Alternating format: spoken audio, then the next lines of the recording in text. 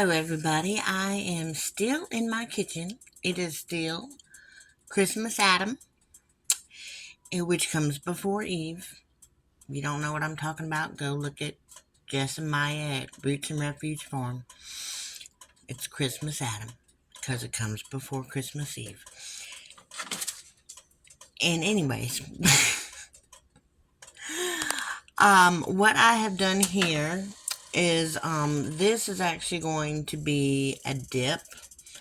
But it's not going to be quite the way the recipe is. I'll put the original recipe down below. And I'm using what I have, okay? I have this original melt and dip easy melt cheese. It's a 32 ounce, so I used half. And I got, because my kids really prefer the Walmart brand to the actual Rotels, I got mild diced tomatoes with green chilies, and this is 10 ounces.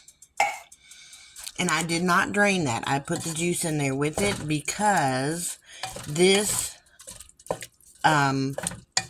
recipe is actually going to have hamburger in it, which I do have plenty of hamburger. However, I'll put a link down below for the donations that I got. And one of the donations I accidentally got was Impossible meat, okay?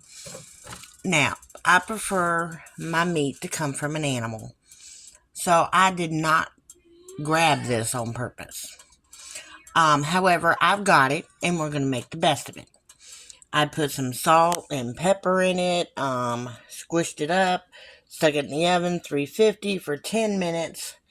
And it doesn't taste bad. It doesn't look bad. It looks just like meat. It's just not from, an animal. It's from a petri dish. Bless its heart. So, but, we're going to be inclusive and include it in my dip. So, but I did taste it. It doesn't, after I put a bunch of stuff in it, it don't taste bad. So I don't think the girls will even know that, their meat and their cheese dip did not come from an animal. It came out of a lab. But that's alright. We're not going to discriminate against it. We've got it. And we're going to use it. Because I'm not going to let it go to waste.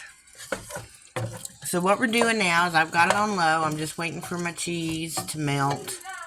And then after the cheese is pretty much completely melted, I will add that 1 pound of petri dish stuff into my cheese dip. I just like to stir it a little so it don't, burn. It's not going to burn. It's on low. When my grandma Palmer, would do this when we were girls, she'd get a big block and just stuff it in there. And then, of course, microwaves came along, and Grandma was Uptown Bobby Brown. She put that stuff in the microwave. It went real well that way. But we're just going to do it over the stove because I don't feel like heating up the microwave because I've already just cleaned this bowl from making the macaroni and cheese. So I'm just going right along, using the same bowl, rinsing it out. I'll come back when it's melted. Alright, so we are back. Most of our cheese is completely melted. So I'm going to put that meat, the petri dish substance, into this here cheese. Alright, so this tribute is to SouthernFrugalMomma. And what she calls hers, and she did hers a little different. I didn't have no taco sauce. We don't use such things in my house, apparently. Or we do, and that's why I can't find mine.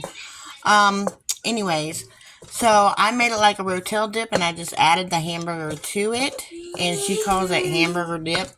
And I'm sure it probably tastes really good with the taco sauce in it. But like I said, I didn't have that. So this is a tribute to SouthernFrugalMomma. And she does all kinds of great budget meals and grocery hauls to show you different dishes you can make on a very, very small budget. So go check her out. I've got her link down below, and I've got the link to the video where she made her hamburger dip down below as well.